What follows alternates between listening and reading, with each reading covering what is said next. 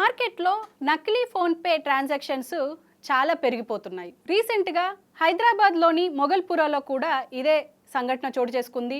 రెహమాన్ ఒకివుద్దీన్ అనే ఇద్దరు ఆటో డ్రైవర్లు ఈజీ మనీ కోసం అలవాటు పడి ఇటు అమాయకుల్ని బురిడి కొట్టిస్తున్నారు నకిలీ ఫోన్పే యూజ్ చేసి.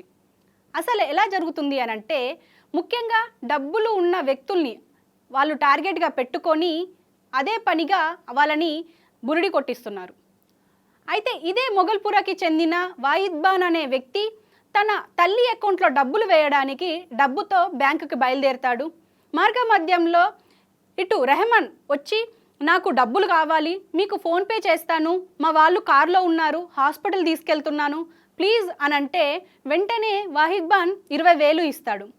ఆ సమయంలోనే ఇటు ఫోన్పేలో తన నంబర్ యాడ్ చేసి, ఇప్పుడు మీకు ట్రాన్సాక్షన్ అయ్యింది, మీ అమ్మగారి అకౌంట్కి పంపించాను అని చెప్పేసి చూపిస్తాడు. అక్కడ అతను చెక్ చేసుకోకుండా తరువాత చెక్ చేసుకుంటే మాత్రం అక్కడ అకౌంట్లోకి డబ్బులు రాకపోవడంతో వెంటనే పోలీసులను ఆశ్రయిస్తాడు. ఇలా చలామణి అవుతున్నాయి కాబట్టి ఇలాంటి ట్రాన్సాక్షన్స్ని నమ్మొద్దు.